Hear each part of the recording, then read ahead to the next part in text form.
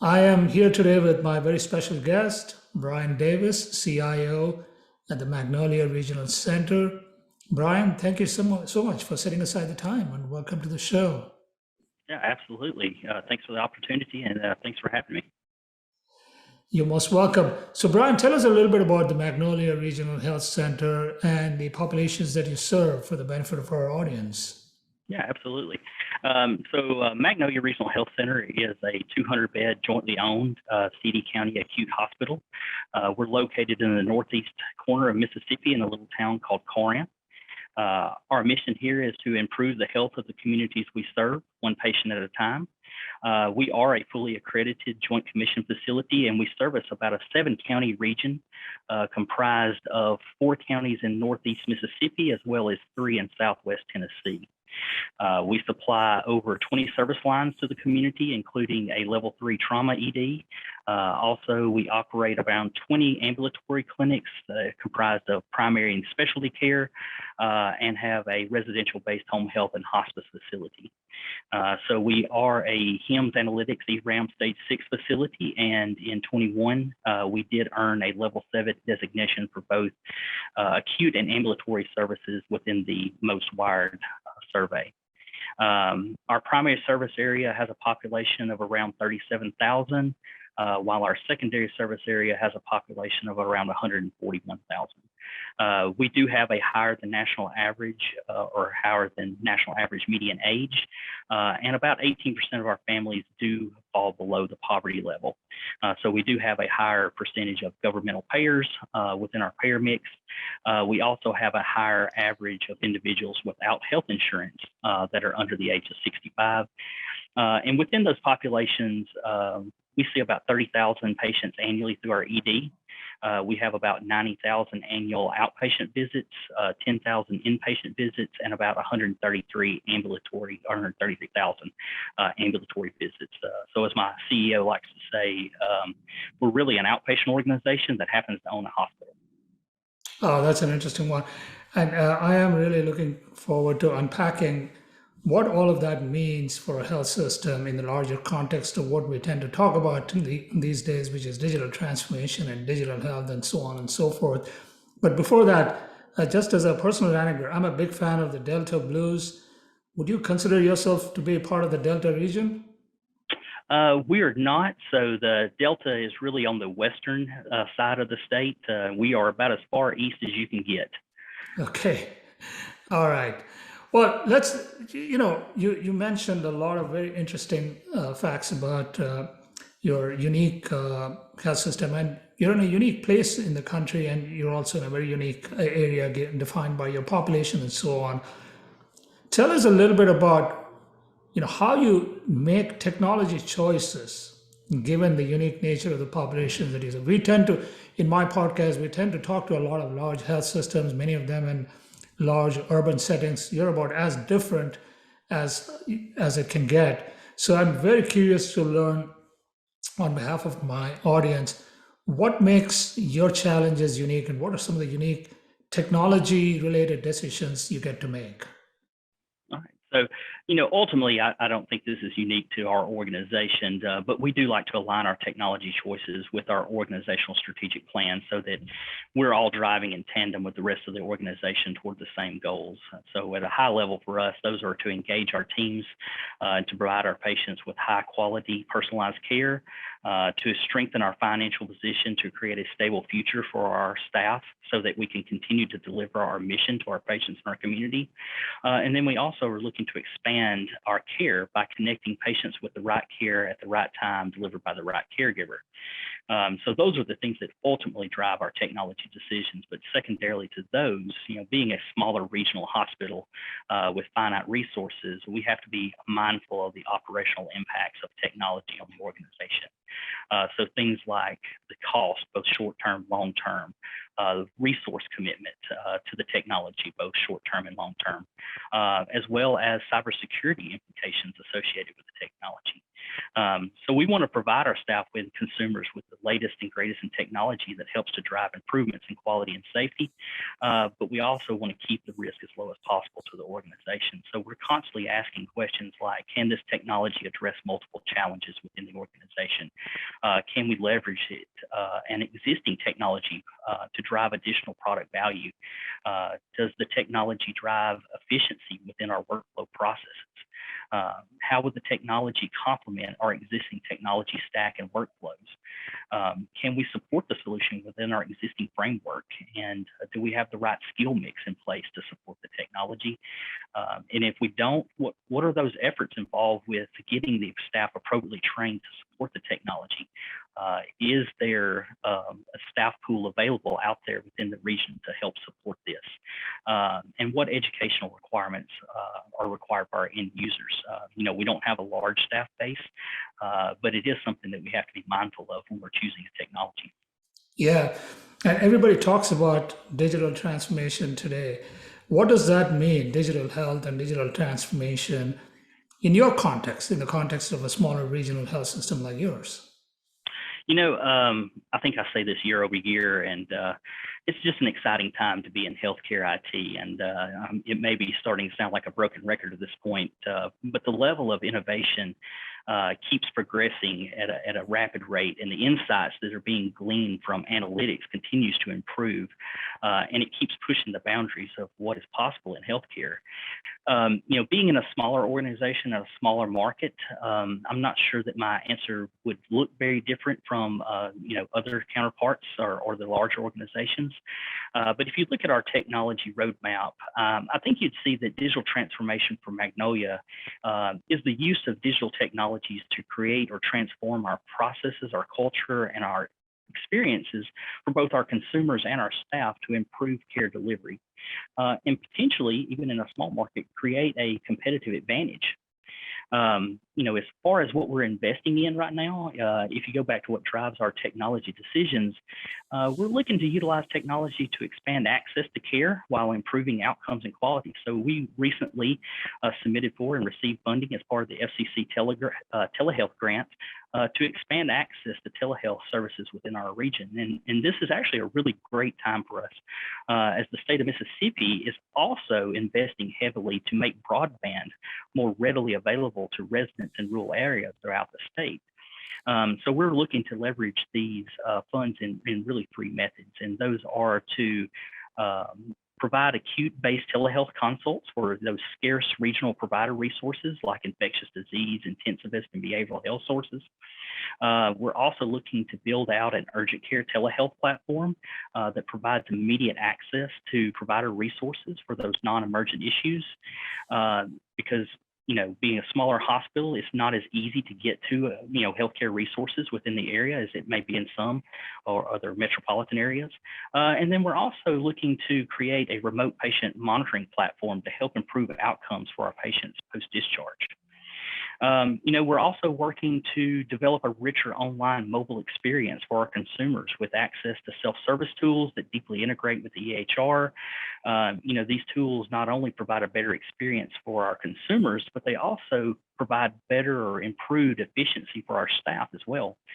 And so we're also investing in technologies to improve workflows throughout the organization.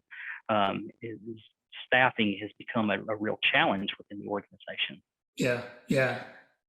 So, when you talk about telehealth, right, can you give us an example of what you've implemented that that benefits your population, your patient population, but also your providers? When we talk about telehealth, it could be video, audio, synchronous, asynchronous, and pick any example. I'd love to hear what you've implemented that's made a difference. Yeah, so we are using video-based carts with Amwell to provide resources to our clinicians and our patients. So we historically have had an infectious disease provider on staff. They decided to move on to a larger area to provide services, so it left us without those resources available to our patients. And so when we investigated, did it make sense to continue that to provide those resources locally? Instead, we decided to utilize telehealth services to provide those services. And then since then, we have expanded that and are now using intensivists within our medical intensive care unit and also behavioral health. We have an inpatient behavioral health, and we're using telehealth services to carts within the organization to provide those video-based consults for those patients. That's a great example. Let's talk a little bit about the organizational the organization level, the enterprise level. You talked about improving process efficiencies, improving just the use of technology to maybe drive out a little more efficiencies in the way you run your operations. You're a Meditech shop, and Meditech has also recently signed a partnership with one of the big cloud providers, Google. Tell us a little bit about what you make of that and how that is likely to impact or influence your roadmap with Meditech. Yeah, absolutely. This is a great question. Because as a smaller hospital, outside of our physical plant, our EHR is one of the largest financial investments, both from a capital and operational funding standpoint. Yeah. Here at Magnolia, we've been a Meditech client for over 25 years now. And so we have a significant investment in the Meditech technology stack. Within the state of Mississippi, we actually have 8 hospitals that form a CIO collaborative that are Meditech users. And so this is kind of a routine topic of discussion for us. If you look at these 8 hospitals, it is eerie how similar these organizations are from a technology portfolio standpoint. And I think that's because there tends to be a smaller vendor pool developing within the Meditech space. And Meditech, it really has a limited number of preferred relationships that they've really built deep integration with into the EHR. So historically, we've tried to leverage the EHR for as much as we possibly could, even if it did not provide the exact experiences or outcomes that we were looking to achieve, because of that deep integration and keeping our users working within the workflow and the context of the EHR. And Meditech has been a great partner to us over the years and has really developed some great digital tools. And I'm very excited to hear about this next generation of collaboration with Google. But kind of today, we're taking a little different approach to our kind of selection process, as you may. We're not immediately defaulting to Meditech solutions. We're really taking a more focused approach to discover what solutions work best for us and our organization, our long-term goals, and our users and consumer experiences. I know that there's been some debate as of recent as to whether the EHR should remain at the center of the healthcare digital ecosystem. And for Magnolia, the EHR still is our core source for clinical and demographic information. However, we are looking at how we can use APIs, new HL7 capabilities, contextual SSO launches, and other interoperability standards to create sustainable and scalable solutions around the EHR that continue to deliver, on our goals to drive efficiency and quality and experience. So one example is that we currently are working with Meditech and a vendor of ours to develop a Magnolia branded app that will wrap the Meditech branded portal and with SSO integration. So if you're very familiar with Meditech, there is a mobile app that has been developed by Meditech that all Meditech hospitals use to provide access to the patient portal functionality. Because it is a single app for all sites, the app really provides no site-specific customization outside of branding. So this branded experience that we are currently developing in unison with Meditech will be the first of its kind for a Meditech site, and will give our consumers access not only to their medical records and patient portal functionality, but also all the other digital tools that we're looking to offer and provide. So we're really looking to balance that digital roadmap to help us achieve our goals. It's so interesting to hear that, Brian. Your journey and your thought process is very interesting to me, because you would be surprised how many health systems out there still default to the electronic health record system as the default choice for all of their digital initiatives as well. And in fact, my firm actually has a 4-stage maturity model where we really benchmark digital maturity based on how organizations are moving on from EHR platforms being the one and only solution to maybe an important solution, but not the one and only solution, nor even the default choice, especially for digital capabilities such as the one that you just described. The mobile app is one obvious area, and it's really exciting to hear that. And especially in the context of the comments that you made, that you have limited resources, yet you have to do what you can to improve the patient experience and to improve the provider experience. So the mobile example is a great example. Now, when we talk about the broader context of your competitive landscape, maybe you're not in as competitive a market as maybe one of the big urban metros, if you will, but I'm sure there are competitive forces that you define for your marketplace that may be a little bit unconventional. What I'd love to hear is, what are these competitive forces that you see emerging for a somewhat insulated regional health system like yours, and how are you preparing to meet those competitive forces? Sure. The competition for patients is growing to be greater and greater. And so now, we not only have to continue to contend with the larger health systems around us. The largest rural healthcare system in the United States is actually just sits 50 miles south of us. So we have to continue to contend with those encroaching upon our service areas. But you're also seeing a growing digital health market with emerging entrants that tend to be less limited by geographic borders.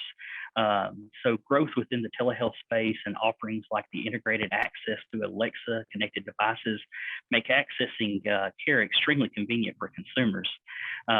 Services like this could be extremely disruptive to our primary care services and ultimately our referral path into our specialty services. So we have to continue to innovate and come up with new and creative ways to set ourselves apart, build upon our foundational relationships with our patients to set ourselves apart from those competitors.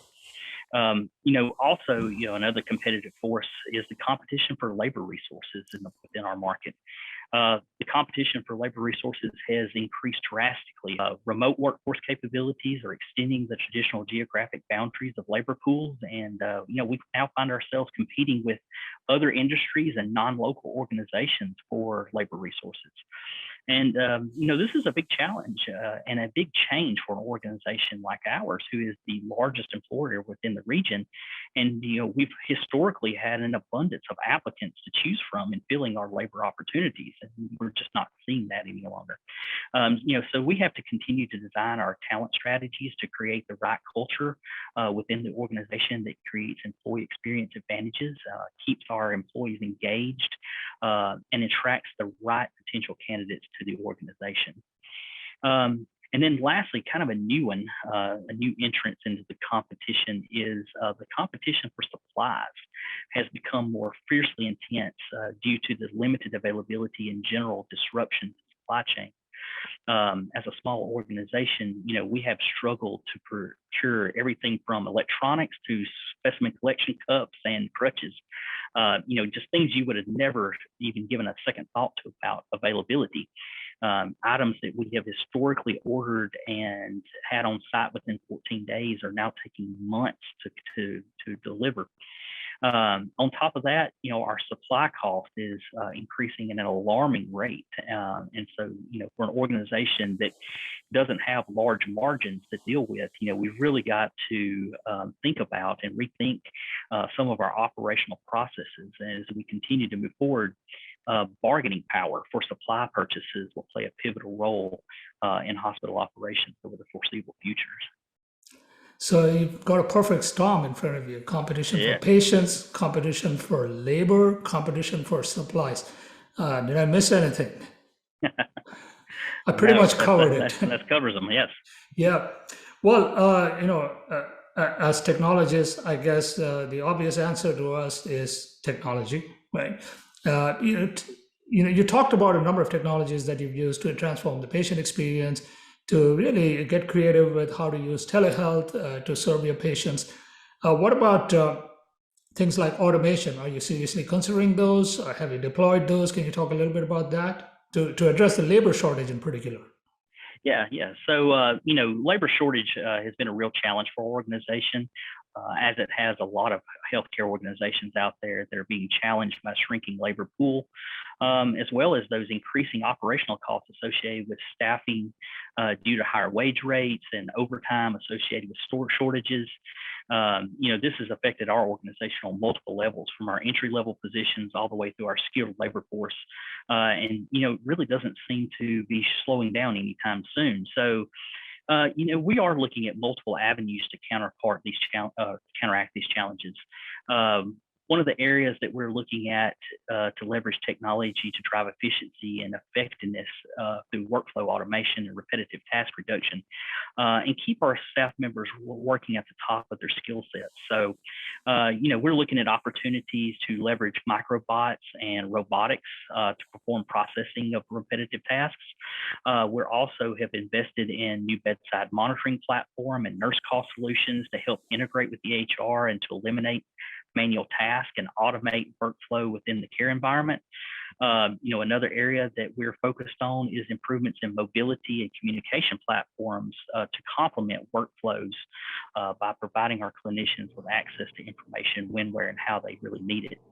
The goal of these technologies is to remove those friction points and improve satisfaction by keeping our staff doing what they entered the workforce to do in the first place, and that's to take care of people. And I touched on it a little bit earlier, but another area that we are leveraging technology in is within our patient self-service tools.